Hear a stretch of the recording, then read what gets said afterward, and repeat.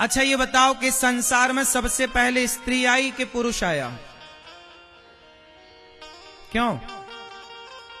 पहले मुर्गी आई कि अंडा आया? जोर से। इस संसार में पहले कौन आया? पहले स्त्री आई। स्त्री मतलब हर मादा। पुरुष पहले आया कि स्त्री? तो पहले स्त्री आई इस संसार में, इसलिए स्त्री का नाम पहले है। सीता पहले, राम बाद में। गौरी पहले, शंकर बाद में। लक्ष्मी पहले, नारायण बाद में। राधा पहले, कृष्ण। गौरी पहले, शंकर। माता पहले, पिता बाद में। माता पिता। तो पहले स्त्री का प्राकट्य हुआ। पहली स्त्री का नाम था आकुति, फिर दूसरी देवहूति, तीसरी प्रसूति। इसके बाद दो बच्चे आए, मनु जी के प्रियव्रत और उत्तानपाद। आकुति का विवाह रुचि प्रजापति से हुआ, जिनके यहां यज्ञ भगवान प्रकट भये। माता देवहूति का विवाह करदम जी से हुआ। करदम जी की सबसे छोटी बेटी, सबसे बेटियां 9 बेटियां हुई करदम जी की। अनसुईया, कला, श्रद्धा, हविर्भू, गति। ब्रह्मा जी के 9 मानस पुत्रों से विवाह हुआ। हाथ जोड़ के माता, अब करदम जी अपने पत्नी को बोले कि अब मैं जाऊं, मेरी गृहस्थी का कार्यकाल पूरा हुआ। बोले महाराज मुझे एक पुत्र चाहिए।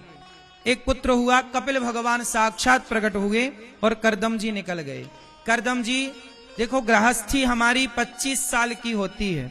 जब बेटी का विवाह हो जाए और बेटे का विवाह हो जाए, बेटी बेटा अपना सेटल हो जाए, तो अपने मन को गृहस्थी से हटाकर मन को भगवान में लगा देना चाहिए। यही समझदारी है। जीवन बहुत बड़ा है कि बहुत छोटा है? बोलो। बहुत गई थोड़ी रही, नारायण अवचेत। काल चिरैया चुग रही, निस दिन आयु खेत। अच्छा एक बात बताओ, जब बेटी का विवाह हो जाता है और बेटे का विवाह हो जाता है, उसके बाद आप लोगों की घर में कोई जरूरत होती है? आपकी बेटी और बेटे का विवाह आपने कर दिया, इसके बाद आप लोगों की कोई जरूरत है घर में? बोलो मेरी मां, है? क्या जरूरत है? अच्छा, बच्चों के लाते भी तो खाने हैं, है ना? लाते बातें सब तो सुननी है। ये तुम्हारा जो बुढ़ापा बिगड़ता है ना, बच्चे तुम्हें डांटते हैं, बच्चे तुम्हें गालियां देते हैं, बच्चे तुम्हें दुत्कारते हैं कुत्तों की तरह। जानते हो ऐसा क्यों हो रहा है? तुम्हारा जरूरत से ज्यादा बच्चों से जो तुमने लगाव लगा रखा है, मोह लगा रखा है, जरूरत से ज्यादा जो आपका अटैचमेंट है, ये बुरा है। बेटे से पूछो कि क्या उसे आपकी जरूरत है? नहीं। अरे 4 आश्रम होते हैं, ब्रह्मचर्य, गृहस्थ। गृहस्थ के बाद भी 2 आश्रम बचे हैं। आप लोग गृहस्थी में तो रहते हैं।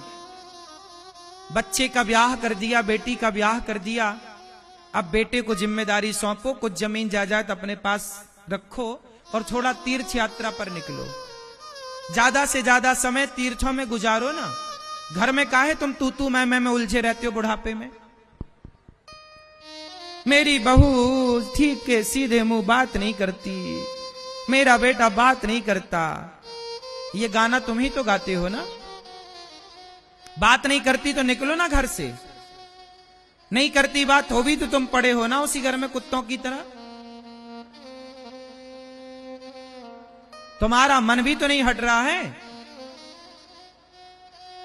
ये नहीं कि तुम जगन्नाथ जी जाओ, 1 महीना जगन्नाथ जी में रहो, कीर्तन करो, मन भजन में लगाओ, भगवान के चिंतन में, वानप्रस्थ आश्रम का पालन करो। बुढ़ापा कहां गुजारना चाहिए? मरना भला है दूर का, जहां ना अपना कोय। पशु पक्षी भोजन करें, कोटि यज्ञ फल होए। घर पे मरना अच्छा नहीं है।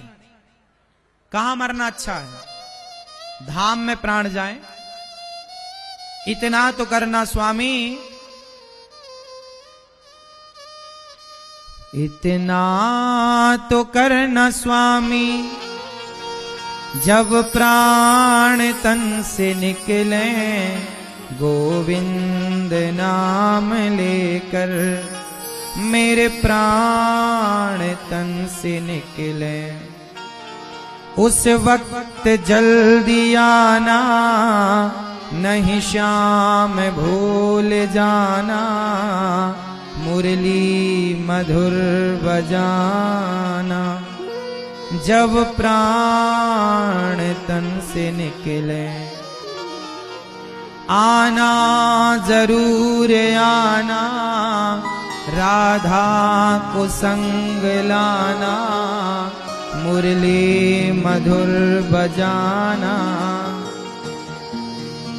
जब प्राण तन से निकले, श्री गंगा जी का तट हो, मेरा सांवरा निकट हो, मेरे मुख में तुलसी दल हो।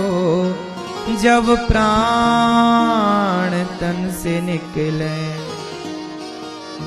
इतना तो करना स्वामी।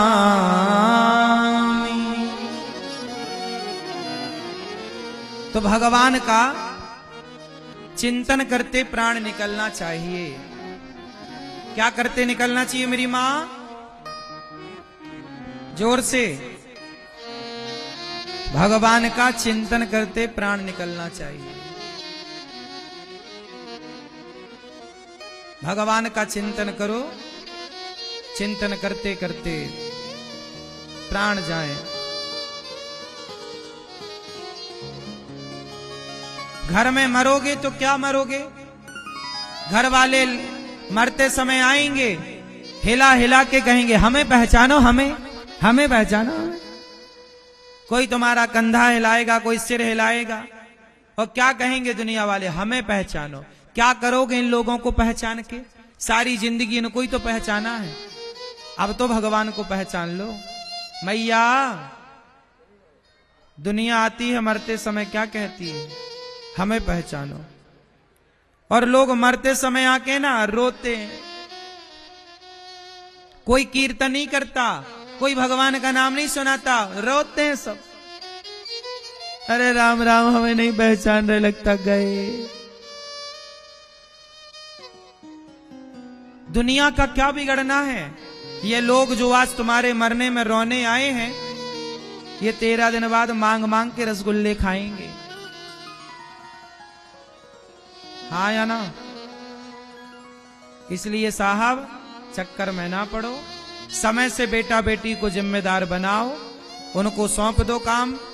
बुढ़ापे के लिए कुछ अपने बचा के रखना, और आप ज्यादा से ज्यादा सत्संग करो, कीर्तन, मन को साफ करो। अब गंदगी बहुत घुस गई ना जीवन में, जवानी में, अब निर्मल करो। निर्मल मन जन सो मोहि पावा, मोहि कपट छल छिद्र न भावा। अब मन पूर्ण रूप से भगवान में लगाओ, इसी में तुम्हारा भला है, इसी में तुम्हारा कल्याण है। वरना आपकी गति बिगड़ जाएगी। तीर्थों में रहो, कभी वृंदावन रहो, कभी अयोध्या जी रहो, कभी जगन्नाथ जी रहो, इतने सारे धाम हमारे यहाँ हैं। रहो बिंदास।